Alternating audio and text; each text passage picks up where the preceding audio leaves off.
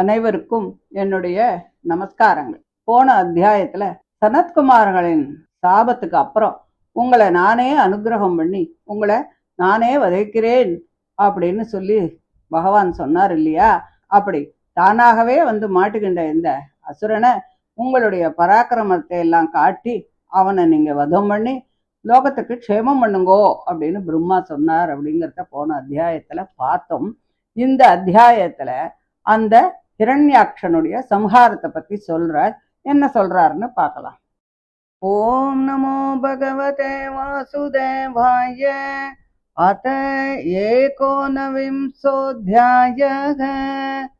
मैत्रेय उवाच अवधार्य विरिञ्चस्य निर्व्यलीकामृतं वचः प्रहस्य प्रेमगर्भेण तदपाङ्गेन सोऽग्रहीते ततः सपत्नं मुखतः चरन्तम् अकुतो भयम् जघानोत्पत्य गदया हनौ असुरमक्षजः साहता तेन घतया विहता भगवत्करात् विगूर्णितापदद्रेजे तदद्भुतम् इवाभवत् तथा लब्धतीर्थोऽपि न बबाधे निरायुधम् मानयन् समृदे धर्मम् वीक्ष्वक्सेनं प्रकोपयन् गदायाम् अपविद्धायाम् हाहाकारे विनिर्गते मानयामास तद्धर्मम् सुनाभं चास्मरद्विभुः तं व्यग्रचक्रं धितिपुत्राधमेन स्वपार्षदमुख्येन विसज्जमानं चित्रावचो तद्विधां केचराणां तत्र स्मासन् स्वस्तिते मुञ्जहीति सतं निशां यात्तरताङ्गमग्रतो व्यवस्थितं पद्मपलाशलोचनं विलोक्य चामर्ष परिप्लुतेन्द्रियो रुषास्वदन्तच्छदमादशच्वसन् करालदंष्ट्रश्चक्षुर्भ्यां संचक्षाणोदहन्निव अभिप्लुत्य स्वगदया हतोऽसीत्याहनधरीं पदासव्येन तां साधो भगवान् यज्ञशूकरः लीलयामिषतः शत्रोः प्राहरध्वातरं हसम् आहचायुधमादत्स्व कटस्वत्वं जिहीषसि इत्युक्तश्च तथा भूयः ताडयन् व्यनधद्वृशं तां च आपततिं वीक्ष्य भगवान् समवस्थितः जग्राहलीलया प्राप्तां गरुत्मानिव पन्नगीम् स्वपौरुषे प्रतिहते हतमानो महासुरः नैच्छद्गदां धीयमानां हरिणा विगतप्रभः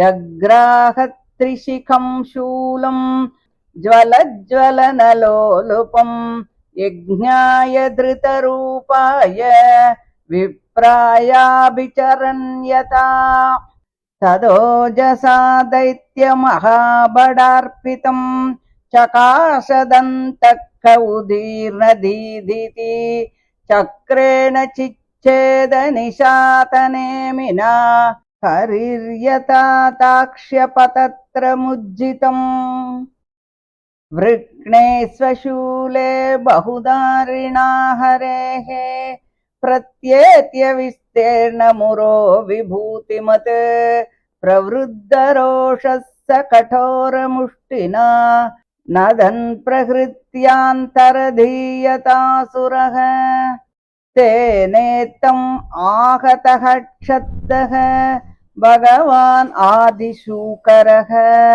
नाकम्पतमनः क्वापि स्रजाहत इव द्विपः अतो रुधा सृजन्मायां योगमायेश्वरे हरौ यां विलोक्य प्रजास्त्रस्ता मेनिरे अस्योपसंयमम् प्रवुर्वायवश्चण्डाः तमपांसवमैरयन् दिग्भ्यो निपेतुर्ग्रावाणः क्षेपणैः प्रहिता इव द्यौर्नष्टभगणा भ्रौगैः सविद्युस्तनयित्नुभिः वर्षद्विपूयकेशासृग् विन्मूत्रास्तीनि चासकृत् गिरयः प्रत्यदृश्यन्त नानायुधमुचो नग दिग्वाससो यातु धान्यः शूलिन्यो मुक्तमूर्धजाः बहुभिर्यक्षरक्षोभिः पत्यश्वरथकुञ्जरैः आततायिभिरुत्सृष्टा हिंस्रावाच्योतिवैशसाः प्रादुष्कृतानां मायानाम् आसुरीणां विनाशयत् सुदर्शनास्त्रं भगवान् प्रायुङ्क्त दयितं त्रिपात् तदाधिते समभवत् सहसा हृदि वेपतुः स्मरन्त्या भर्तुरादेशं तनाच्चाश्रुप्रसुश्रुवे विनष्टासु स्वमायासु भूयश्चाव्रज्य केशवम् रुषोपगूहमानोमुं ददृशे अवस्थितं बहिः तं मुष्टिभिर्विनिघ्नन्तं वज्रसारैरधोक्षजः करेण कर्णमूले हन्ने यथा त्वाष्ट्रं मरुत्पतिः साहतो विश्वजिताख्यवज्ञया परिभ्रमद्गात्र उदस्तलोचनः विशीर्णबाह्वङ्घ्रिशिरोरुहोपतद् यथा नगेन्द्रो लुलितो नभस्वता क्षितौ शयानं तमकुण्ठवर्चसं करालदंशं परिदष्टधच्छतम् अजादयो वीक्ष्य शशंसुरागता अहो इमं को नु लभेत संस्थितिम् यं योगिनो योगसमाधिनारहो ध्यायन्ति लिङ्गात् असतो मुमुक्षया तस्यैष दैत्यऋषभपदाहतो मुखं प्रपश्यं तनुमुत्ससर्जः ये तौ पार्षदौ अस्य शाभात्यातौ अशद्गतिं पुनः कतिपयैस्तानं प्रभस्येतेह जन्मभिः देवाऊचुः नमो नमस्ते अखिलयज्ञतन्तवे स्थितौ गृहीतामलसत्त्वमूर्तये दृष्ट्या हतोऽयं जगताम् अरुन्धुदः त्वत्पादभक्त्या वयमीश निर्वृताः मैत्रेय उवाच एवं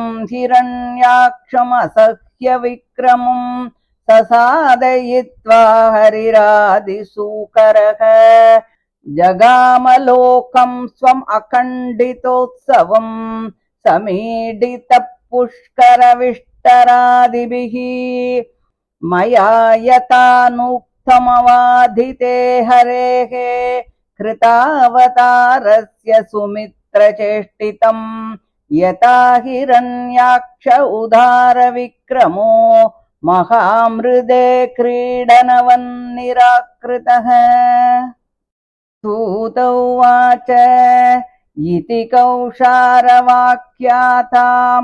आश्रित्य भगवत्कथाम् क्षत्तानन्दं परं लेभे महाभागवतो द्विज அன்யேஷாம் புண்ணியஸ்லோகானாம் உத்தாம யசசாம் சதாம் உபஸ்ருத்ய பவேன்மோதக ஸ்ரீவத்சாங்கஸ்ய கிம் புனக யோகஜேந்திரம் ஜஷக்ரஸ்தம் த்யாயந்தம் சரணாம்புஜம் क्रोशन्तीनां करेणूनां कृच्छ्रतो मोचयद्धृतं तं चुखाराध्यं ऋजुभिः अनन्यशरणैर्नृभिः कृतज्ञः को न सेवेत दुराराध्यम् असाधुभिः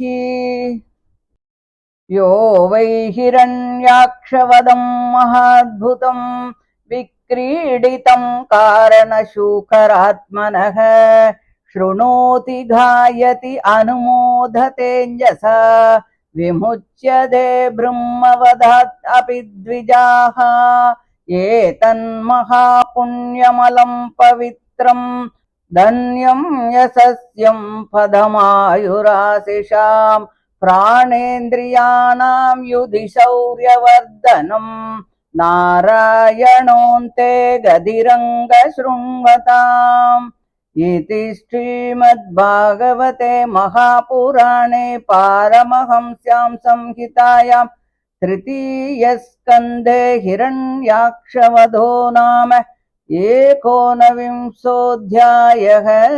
श्रीहरये नमः। श्रीहरे नमः। श्रीहरे नमः। கோபிகா ஜீவன ஸ்மரணம் கோவிந்த கோவிந்த.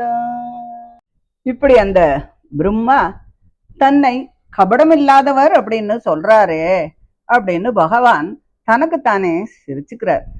காலஸ்வரூபியான தனக்கு கூட அப்படி ஒரு முகூர்த்தம் தேவையான நினைக்கிறார். அப்ப பிரம்மா சொன்னார் இல்லையா, அபிஜித் முகூர்த்தம், இது நல்ல நேரம், நீங்க சாயந்தரமானா அவனுக்கு அசுர பலம் ஜாஸ்தி ஆயிடும், அதனால வதம் பண்ணிடுங்கலாம் சொன்னார் இல்லையா. அதனால அப்படி ஒரு முகூர்த்தம், அதாவது ஒரு நல்ல நேரம்ங்கிறது நமக்கு தேவையா அப்படின்னு பகவான் நினைச்சுக்கிறாராம். தன்னுடைய பார்வையினால பிரம்மா சொல்றத சரி அப்படின்னு சொல்லி அத அங்கீகாரம் பண்றார். அதுக்கு அப்புறம் தனக்கு எதிரில நின்றுட்டு இருக்கிற அந்த அசுரனை பார்த்துட்டு கொஞ்சம் கூட பயமே இல்லாம நிக்கிற அவனை பார்த்து அவனுடைய கன்னத்துக்கு கீழே தன்னுடைய கதாயுதத்தால ஓங்கி ஒரு அடி அடிக்கிறார் அந்த பகவான். அந்த அசுரன் அவன் சும்மா இருப்பானா?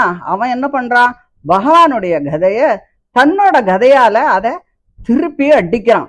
அடிச்சதும் இல்லாம பகவானுடைய கதைய கீழே தள்ளிவிடுறான். பகவான் கையில இருக்கிற அந்த கதைய இவன் கீழே இப்படி தள்ளிட்டானே அப்படின்னு சொல்லிட்டு அங்க இருக்கிறவாள்லாம் ரொம்ப ஆச்சரியமா அதை பாக்குறா. அப்போ அசுரன் என்ன நினைக்கிறான், பகவான் கையில ஆயுதம் இல்ல, இது சத்ருவை ஜெயிக்கணும்னா இது ஒரு நல்ல ப்ராப்பர் டைம் தான். ஆனா கூட யுத்தம்னு சொன்னா அதுலயும் கூட ஒரு தர்மம் இருக்கு இல்லையா, அதனால அந்த தர்மத்தை அவன் மனசுல நினைச்சுண்டு பகவான ஆயுதம் இல்லாத நேரத்துல அவன் தாக்கல்ல. இப்படி அந்த பகவானுடைய கதை உடைஞ்சு போனதை பார்த்துட்டு இப்படி ஒரு யுத்த தர்மத்தை மனசுல வச்சுண்டு இவன் இப்படி யுத்தம் பண்றானே அப்படின்னு சொல்லி பகவான் மனசுக்குள்ள அவனை பாராட்டிக்கிறாராம். விரோதியாகவே இருந்தா கூட அவன் தர்மத்தை ஃபாலோ பண்ணும் பொழுது பகவான் அவனை பாராட்டுறார். அப்போ அவர் தன்னோட சக்கரத்தை மனசுல நினைச்சுக்கிறார். அவரை பத்தி ரொம்ப நன்னா தெரிஞ்ச இந்த தேவாள்லாம் உங்களுக்கு க்ஷேமம் உண்டாகட்டும், இந்த அசுரனை நீங்க கொன்னுடுங்கோ அப்படின்னு சொல்லி நாலா பக்கத்துலயும் பல விதமா எல்லாரும் பேசிக்கிறார். இந்த மாதிரி தேவார்களுடைய வார்த்தைகள் எல்லாம் கேட்டுட்டு அந்த தாமரை கண்ணனான அந்த பகவான் யுத்தத்துக்கு தயாராக இருப்பத பார்த்துட்டு அந்த அசுரன் கோபத்தோட தன்னோட உதட்டை கடிச்சுக்கிறான். அப்படியே முகமெல்லாம் அவனுக்கு செவந்து போச்சு. அதனால அவன் அப்படியே பகவானையே எரிச்சிருவான் போல தன்னுடைய கண்ணால பாக்குறான். வேகமா பகவான் கிட்ட ஓடி வந்து இப்போ உன்னை என்ன செய்யறேன் பாரு, உன்னை கொன்னுடுறேன் அப்படின்னு சொல்லிட்டு பகவான கதையால ஓங்கி அடிக்கிறான். அப்போ இந்த பகவான் என்ன பண்றார், அந்த அசுரன் இப்படி பார்த்துட்டே இருக்கும்போது காத்தை விட அதிகமான ஒரு வேகத்தை உடையவராக அந்த கதாயுதத்தை தம் மேல படாம அப்படி கொஞ்சம் கூட கஷ்டம் இல்லாம ஒரு பந்த உதைக்கிற மாதிரி அந்த கதைய உதைச்சுட்டார். இப்போ அசுரனே, நீ உன்னுடைய ஆயுதத்தை போய் எடுத்துக்கோ அப்படின்னாரு. ஏன்னா பகவான் அவனுடைய கதையை உதைச்சுட்டார் இல்லையா, ஒரு பந்து மாதிரி, அது எங்கேயோ போய் விழுந்துடுத்து. அதனால பகவான் என்ன சொல்றார், நீ போய் உன்னோட கதையை எடுத்துக்கோ, ஜெயிக்கணும் அப்படின்னு உனக்கு ஒரு ஆசை இருக்கு இல்லையா, அதனால நீ அந்த முயற்சியை பண்ணு. அதை கேட்ட உடனே அந்த அசுரன் இந்த வராக பகவான எப்படியான நம்ம தீர்த்துணும், இவனுக்கு என்ன அகம் பாரு அப்படிங்கிற ஒரு முடிவோட அவன் தன்னோட கதையை எடுத்து அத பிரயோகம் பண்றான். தன்னை பார்த்து வேகமாக அவன் அந்த கதைய வீசும்பொழுது அதை பார்த்த அந்த பகவான் அது தன் மேல விழாம அதை துடிச்சுட்டார். அது பார்க்கறதுக்கு எப்படி இருந்ததுன்னா, ஒரு கருடன் ஒரு பெண் சர்பத்தை பிடிச்சது போல இருந்துதான். பகவான் தான் பிடிச்ச அந்த கதைய அவனுக்கு திருப்பி கொடுக்கணும் அப்படின்னு நினைக்கிறார். ஆனா அவன் சாதாரண ஆளா, அவன் ரொம்ப ரோசக்காரன் போல இருக்கு. அதனால அவன் என்ன பண்றான், பகவான் கொடுத்த அந்த கதைய அவன் திருப்பி வாங்கிக்கல. ஆனா அவன் என்ன பண்றான், பராக்கிரமத்துல அவன் குறைஞ்சவன் இல்லதான், நல்ல வல்லமை உடையவன், நல்ல பலசாலி. ஆனா அவர்கிட்டேன்னு அந்த கதையை தான் வாங்கினுட்டா அவனுடைய அந்த பராக்கிரமம் குறைஞ்சு போச்சு அப்படிங்கிற மாதிரி ஆயிடும் இல்லையா. அவனுக்கு கொஞ்சம் அது அவமானமா ஆறுதோ இல்லையோ. அதனால அவனுக்கு கொஞ்சம் மனசுக்கு வருத்தமாறுது. அதனால கொஞ்சம் ஒளி இழந்து என்னடாது அப்படின்னு கொஞ்சம் ஒரு சின்ன வருத்தம் அவனுக்கு வந்துடுச்சு. அவங்கிட்டக்க அக்னி போல ஒரு பெரிய சூலம் இருந்தது. அதனால அவன் என்ன பண்ணினா, அந்த சூலத்தை பிரயோகம் பண்ணினான். அந்த அசுரனால பிரயோகிக்கப்பட்ட அந்த சூலத்தை பகவான் தன்னோட சக்கராயுதத்தால இந்திரன் கருடனுடைய சிறகுகள் எல்லாம் எப்படி வெட்டினானோ அதே போல அந்த சூலாயுதத்தையும் பகவான் தடுத்துட்டார். அந்த பகவானுடைய சக்கராயுத்தால சூலம் தடுக்கப்பட்டது அப்படிங்கிறத பார்த்துட்டு அந்த அசுரனுக்கு அது இன்னும் கோபத்தை ஜாஸ்தி ஆக்கிடுத்து. அதனால அவன் என்ன பண்றான், சரி இந்த ஆயுதங்கள்லாம் யூஸ் பண்ணா ஒன்னும் நமக்கு இப்ப பிரயோஜனப்படாது, நமக்கு நம்ம கைதான் சரியான வழி அப்படின்னு அவன் முடிவு பண்றான். ஏன்னா அவன் நல்ல தைரியசாலி, நல்ல பலசாலியும் கூட. அதனால அவன் என்ன பண்றான், தன்னுடைய முஷ்டியால பகவானுடைய மார்பில உன்னை விட்டேனா பாரு தீத்து கட்டிடுறேன் அப்படின்னு சொல்லிட்டு ஓங்கி ஒரு குத்து குத்திவிட்டு மறைஞ்சு போயிடுறான். அந்த அசுரனுக்கு நிறைய மாயா சக்திகள் எல்லாம் இருக்கு இல்லையா, அதனால அவன் பகவானை குத்திவிட்டு ஓடி மறைஞ்சு போயிட்டான். ஜென்ரலா அசுராளுக்கே நிறைய மாயா சக்திகள் எல்லாம் இருப்பா, திடீர்னு மறைஞ்சு போயிடுவா, திடீர்னு ஆகாத்துல நிற்பா, இந்த பக்கத்துல நின்று இருப்பா, ஆகாசத்துல பார்த்தா மறுபடியும் இன்னொரு பக்கத்துல நிற்பா. இப்படி எல்லாம் நிறைய மாயா வேலைகள் எல்லாம் அசுராள்லாம் நிறைய செய்வா இல்லையா. அதனால அவன் பகவானை குத்திவிட்டு ஓடி மறைஞ்சு போயிட்டான். பகவான் இப்படி அவனால அடிக்கப்பட்ட போது ஒரு யானைய ஒரு பூ மாலையினால அடிச்சா அது எப்படி இருக்கும், எங்கேயான அது வலிக்குமா? அதே போலதான் இருந்தது பகவானுக்கு. அவருக்கு எந்தவித பாதிப்புமே இல்லை. பகவான் யோக மாயைக்கு அதிபதியா இருக்கக்கூடியவர். அவர்கிட்டக்கே போய் இவன் தன்னுடைய மாயா வேலையெல்லாம் காட்டினான். அந்த அசுரனுடைய வேலைகள் எல்லாம் பார்த்துட்டு இந்த ஜனங்கள் எல்லாம் ஆஹா பிரளய காலமே வந்துடுத்து அப்படின்னு நினைச்சுண்டு எல்லாரும் அப்படியே கதிகலங்கி போய் பயந்து போனான். ஏன் அப்படி அவள்லாம் நினைச்சா அப்படின்னு கேட்டாக்க, காத்து ரொம்ப பயங்கரமா இருந்தது. எங்க பார்த்தாலும் ஒரே இருட்டு, எல்லா திசைகளிலேருந்து கல்லு அப்படியே மழை மாதிரி கொட்டுறது. நட்சத்திரத்துல எல்லாம் ஒளியே இல்லை. மேகங்கள்லாம் மூத்திரம், மயிர்கள், எலும்புகள் இவைகளெல்லாம் மழை மாதிரி மேகம் எல்லாம், மேகத்திலேருந்து மழை தான் வரும், நீர் தான் வரும். ஆனா இவைகளெல்லாம் இந்த மூத்திரம், மயிர், எலும்பு இவைகளெல்லாம் மழை மாதிரி மேகங்கள்லாம் கொட்டின்னு இருக்கு. திசைகளெல்லாம் ஆடையாகவும் அவிழ்த்த தலையாகவும் சூலத்தையும் கையில எடுத்துண்டு ராட்சச ஸ்திரீகள் எல்லாம் கண்ணுக்கு எதிரே வந்து நின்னா. யட்சர்கள், ராட்சசர்கள், படைகள், குதிரைப்படை, யானைப்படை, இப்படி பலவிதமான சைன்யங்கள் எல்லாம் கடுமையான வார்த்தைகள் எல்லாம் பேச ஆரம்பிச்சுது. இந்த மாதிரியான மாயையெல்லாம், இந்த சைன்யங்கள் எல்லாமே அந்த ராட்சசனால ஏற்படுத்தப்பட்டதுதான். அதனால அதுகள்லாம் கடுமையான வார்த்தைகள் எல்லாம் பேச ஆரம்பிச்சுடுத்து. இந்த மாதிரியான மாயையெல்லாம் பார்த்த பகவான் அவர் என்ன பண்ணினார், சரி இவனை இனிமே விடக்கூடாது அப்படின்னு சொல்லிட்டு தன்னுடைய சக்கராயத்தை கையில எடுத்துட்டார். அப்போ சிதி தேவி என்ன நினைச்சா, தன்னுடைய கணவரான கசியபரனுடைய வார்த்தைகள் எல்லாம் மனசுல நினைச்சுண்டா. அவளுடைய இதயம் அப்படியே நடுங்கி போச்சான். என்னதான் அவன் அசுரனாக இருந்தா கூட திதி ஒரு தாய் இல்லையாவோ, மற்றவாளான ஒரு 10 மாசம்தான் சுமக்கிறோம், அவோ 100 வருஷம் இல்லையா அந்த குழந்தைய சுமந்திருக்கா. ஸோ அந்த தாயோட மனம் அப்படியே நடுங்கி போச்சான். ஏன்னா பகவானால தன்னுடைய குழந்தைகள்லாம் வதம் செய்யப்படுவார் அப்படின்னு தன்னுடைய அவளுடைய புருஷன் கசியபர் சொன்னார் இல்லையா, அதை நினைச்சு அவ பயப்படுறா. அதனால என்ன ஆச்சான், அவளுடைய ஸ்தனங்களிலிருந்து, ஒரு அம்மாவினுடைய ஸ்தனத்திலிருந்து பால் தான் வரும். ஆனா அவளுக்கு பாலுக்கு பதிலா ரத்தம் கொட்ட ஆரம்பிச்சுதான். அந்த அசுரன் தான் செஞ்ச மாயையெல்லாம் வீணா போச்சு அப்படின்னு பகவானுக்கு எதிரில் கோபத்தோட வந்து அவரை கையால எருக்கி கட்டி தன்னோட முஷ்டியால ஓங்கி ஒரு குத்து குத்துறான். அப்போ பகவான் அந்த அசுரனுடைய கன்னத்துல தன்னோட கையால ஓங்கி அடிச்சார். அப்படி அந்த பகவான் அடிச்ச போது அப்படியே அவனுடைய சரீரம் அப்படியே நடுங்கி போயிடுத்து. அவன் கண்ணு ரெண்டும் அப்படியே வெளியில வந்துடுத்து. கையும் காலும் அப்படியே செதறி போச்சு. அப்படியே அவனுடைய சரீரம் ஒரு காற்றடிச்சா ஒரு மரம் எப்படி வேரோட சாஞ்சு போகுமோ அப்படி ஒரு வேரற்ற மரம் போல கீழே சாஞ்சுட்டான். அப்படி பூமியில கிடக்கிற அவனை பிரம்மா எல்லாம் பார்த்துட்டு, ஆஹா இது எப்பேற்பட்ட ஆச்சரியம், இது போன்ற ஒரு முடிவு, இது போன்ற ஒரு மரணம் யாருக்கு கிடைக்கும்?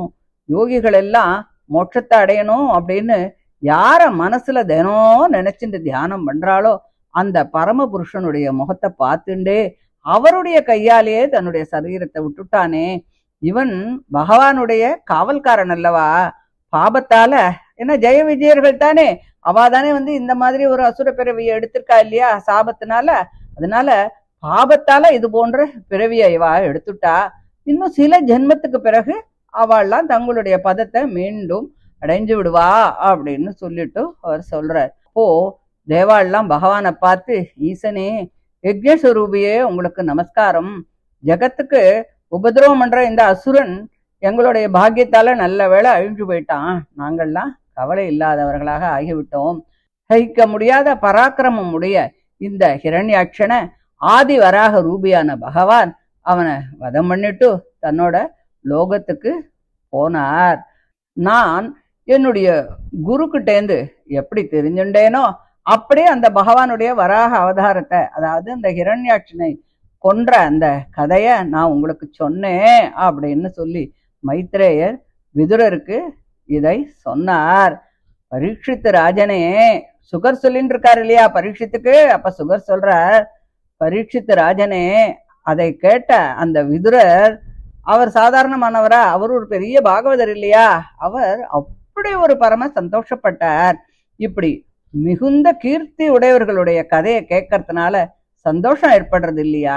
ஸ்ரீவக்சம் அப்படின்னு சொல்லக்கூடிய அடையாளத்தை உடைய அந்த மகாவிஷ்ணுனுடைய கதையை கேட்கறதுல ஆனந்தம் இல்லாம இருக்க முடியுமா?